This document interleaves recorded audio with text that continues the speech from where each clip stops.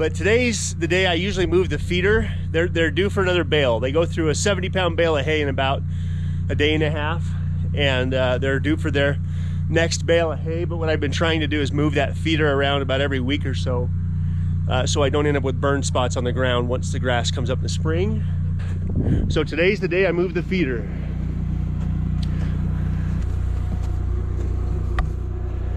If you can hear the generator running in the background, we are 3 days away from the shortest day of the year.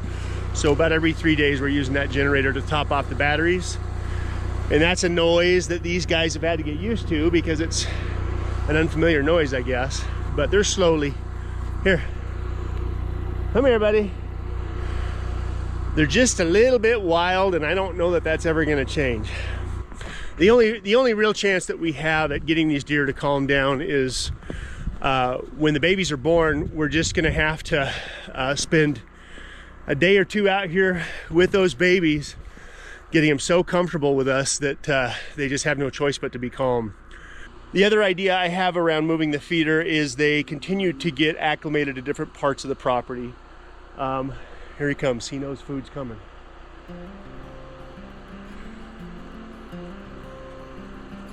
Here.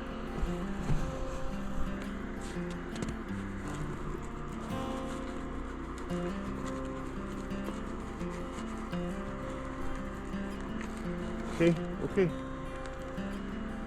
Okay, step one is to get the bale of hay thrown in the feeder. And then I'm going to push it down the hill and get it closer to their shelter and get them used to eating over there for a little while. I'll leave that feeder over there for a couple of weeks and then I'll move it again.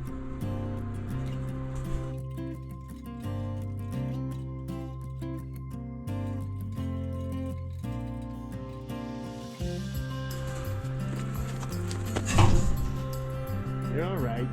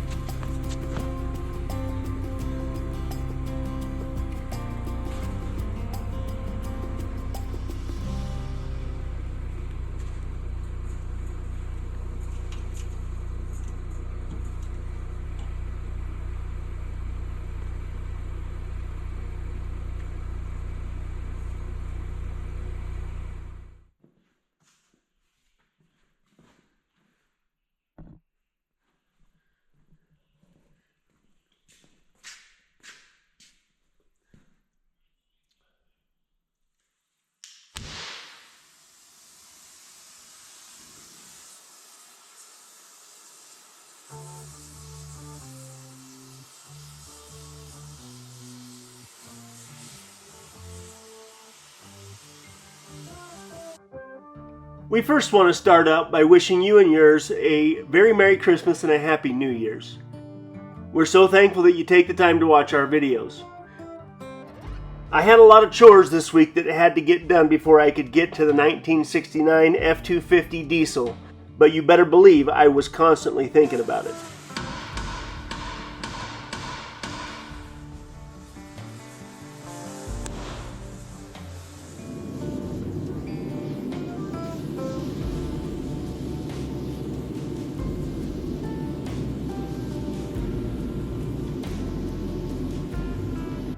The 1969 bed conflicts with these ridges on the 1990 frame. Using the rosebud and a hammer, I tried to fold them over, and then I cleaned it up a little bit. So the Bronco tank should still fit correctly back here, just like the original did.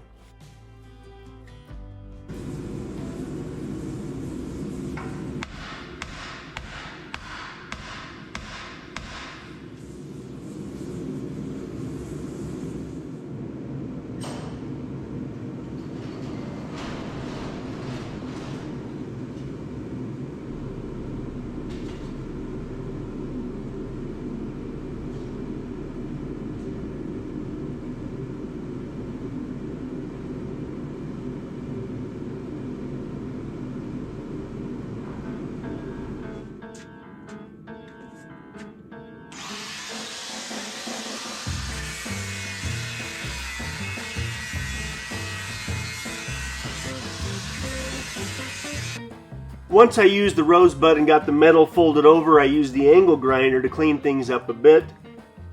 And now there shouldn't be any conflict between the bed and the frame.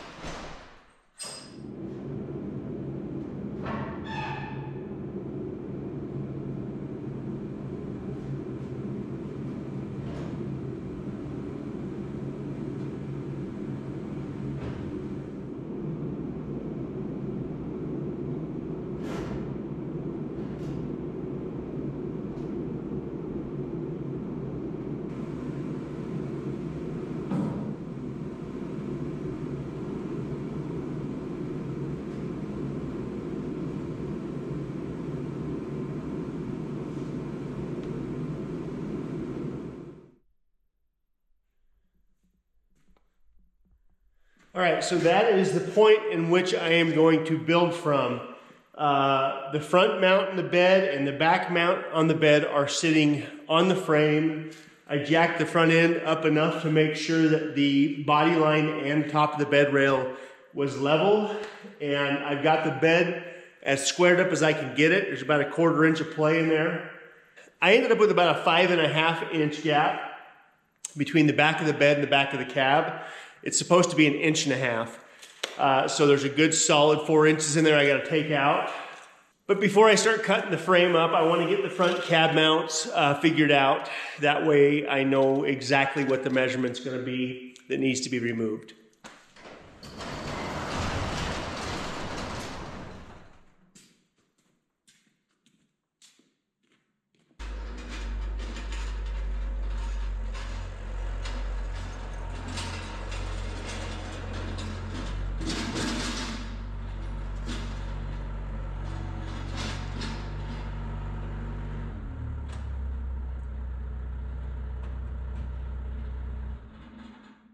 I might have a total of 6 or 7 hours of runtime on the new Snowblower attachment.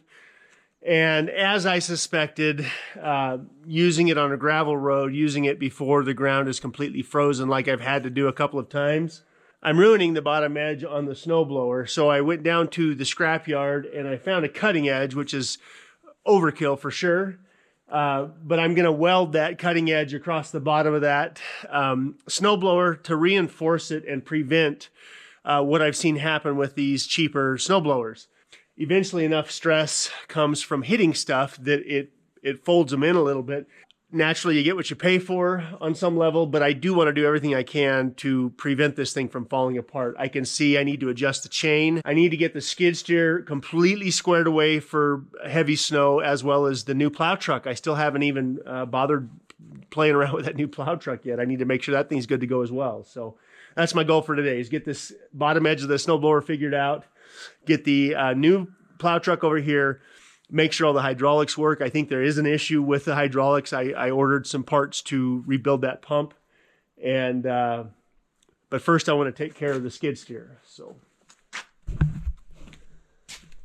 all right, I'm gonna take care of the easy stuff first, like adjusting this chain, which is literally as simple as loosening a couple of bolts.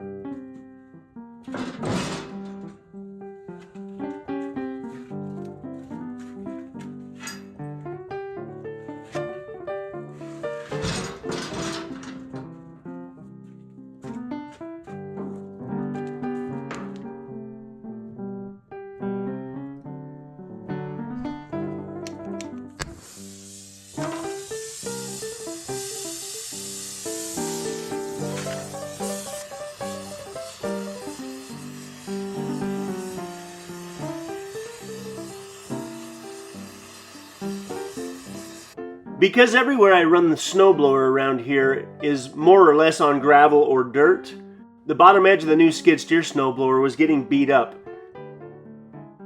And while this really isn't supposed to be a cutting edge, I had the thought that I needed to reinforce this and do it good, or it could lead to more problems. The new cutting edge will definitely help reinforce things, and the next time I bump into one of the big rocks on the road, hopefully it won't hurt so bad.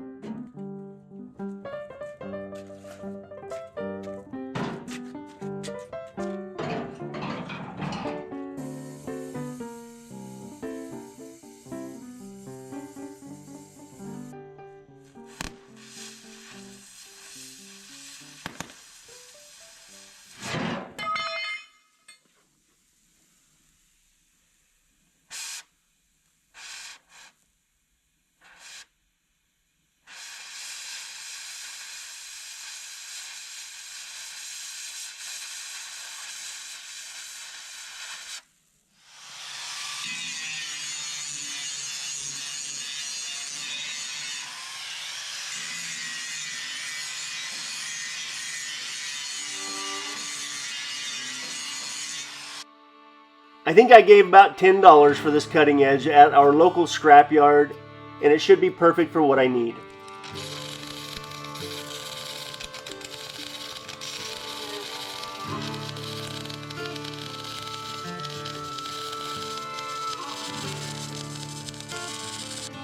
If I had a genie in a bottle and I asked for a snowblower for my skid steer, it would not be this snowblower. But now that I have this snowblower, I need to make it last as long as it possibly can.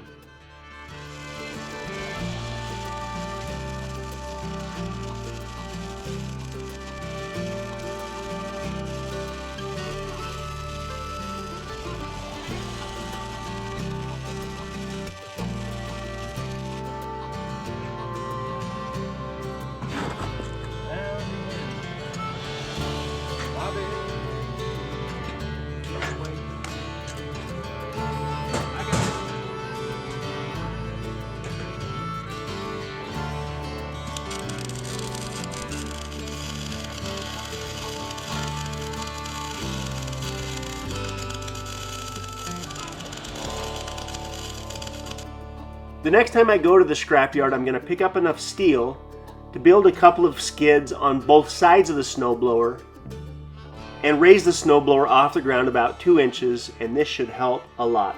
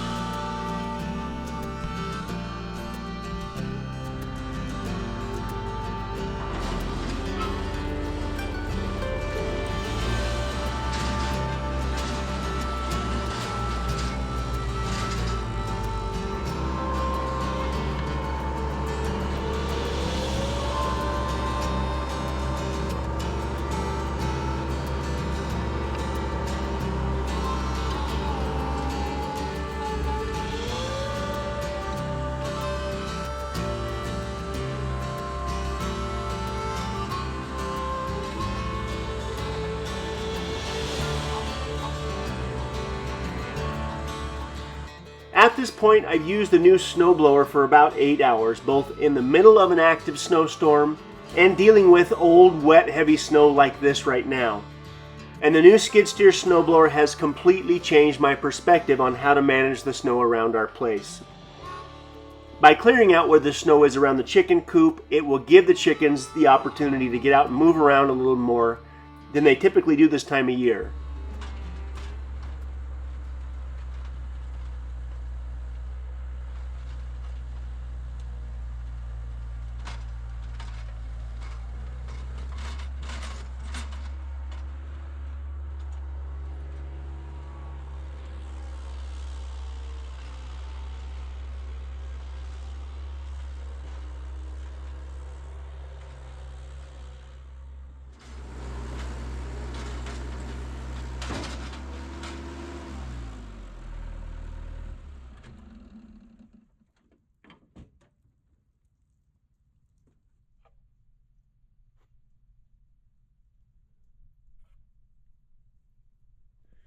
This is the chicken coop still over here, and all of the chickens, once the snow starts to pile up, they basically live in their coop until the snow melts. And so by running the snowblower along here and cleaning all this out, my hope is that the chickens will get out and ultimately scratch around more and hopefully produce more.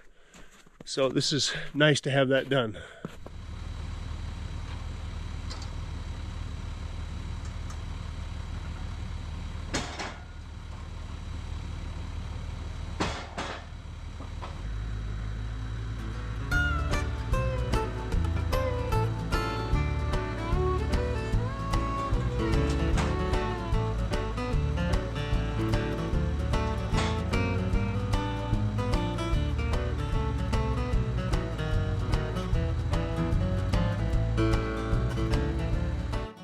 This, my friends, is more junk for the front yard, but it's also a 1999 F-250 Super Duty with the axles that are going to go under the 1969.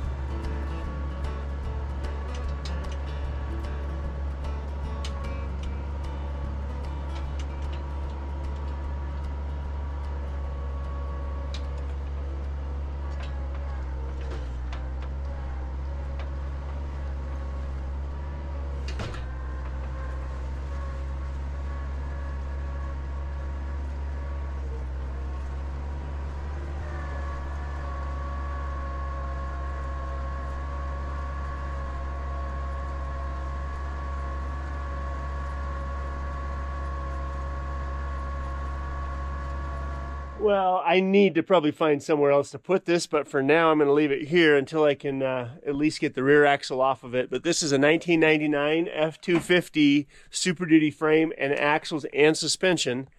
I just got to put these axles underneath that truck. And I also probably should get this out of here before we have all the company that's coming for Christmas. I got to clean this place up around here a little bit so we don't look any more white trash than we already do.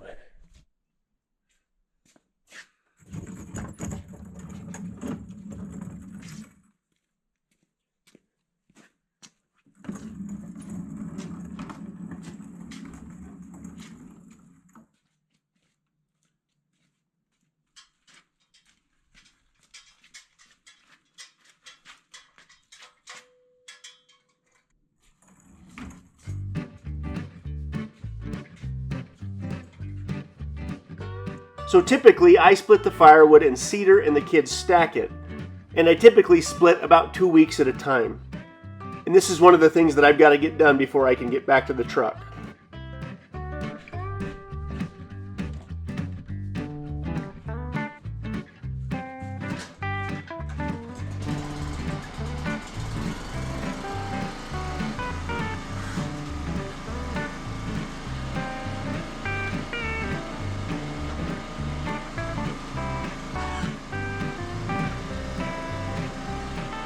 I do a thing with my kids where I try to point out the unique things about our life that are different from their friends.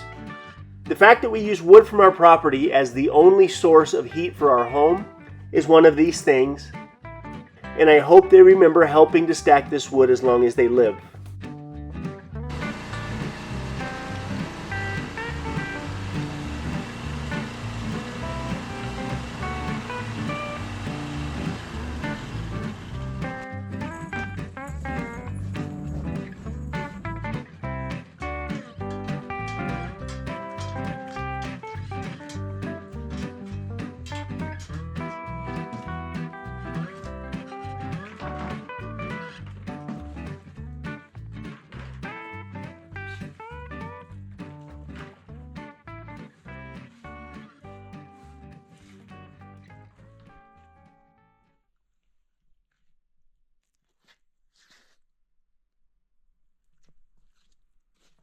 Somewhere in the last week, my nephew Sutton down in Arizona shot me a text. He is a car guy like me. His dad and his grandpa are also car people, very mechanically inclined. And he suggested that I take a hard look at sliding the shackles forward versus cutting the frame. Well, I wanted to start off by wishing everybody in the Red Poppy Ranch family a Merry Christmas. I'm out here in Arizona where it's a nice 65 degrees out, and I'm doing some work on this old diesel swap truck that I got. And I saw Heath's video last week where he mentioned cutting the frame on his body swap right down the middle, and I figured I'd save him some time, shot him some text over, and recommended moving the axle forward a little bit instead of cutting the frame down the middle, just to make it quite a bit easier. So hopefully I saved you some time, Heath. We all know you have way too many things going on at once. Sorry yours isn't a Chevy.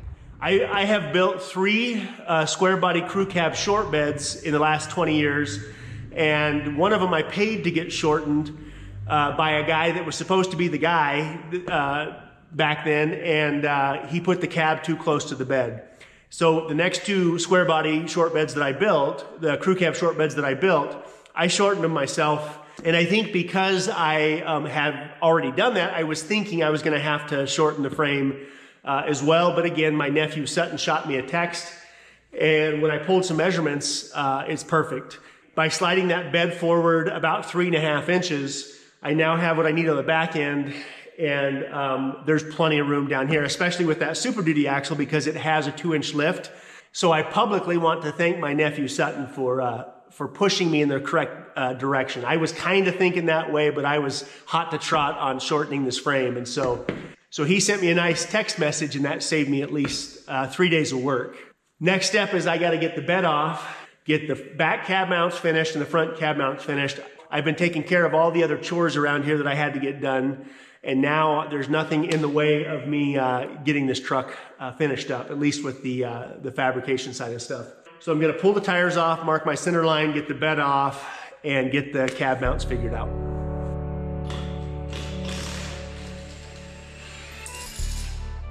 So now that I'm back to working on the truck and I can see that I won't have to cut and section the frame, I'm pretty excited because truthfully, the rest of the fab work is going to be pretty easy. I have my Super Duty axles, but by the end of next week it should be sitting on those axles.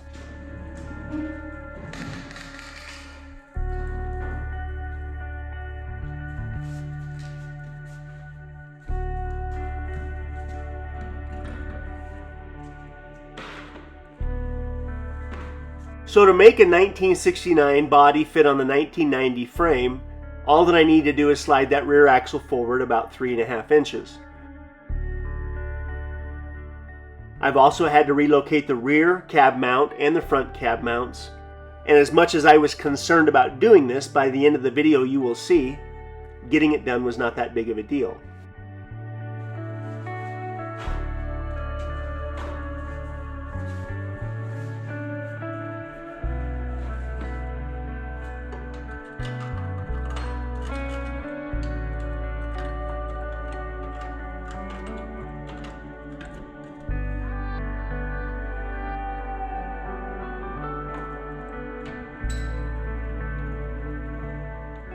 Again, the front cab mounts had to be moved forward about 3.5 to 4 inches, and the hole on the 69 cab had to be opened up about 1/2 inch as well.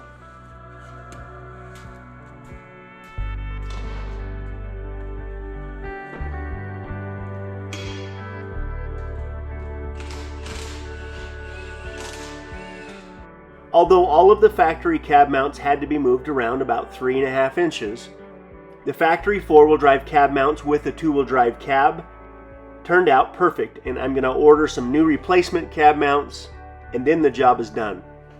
But the last piece of the puzzle is going to be the core support and how I tie it into the 1990 frame.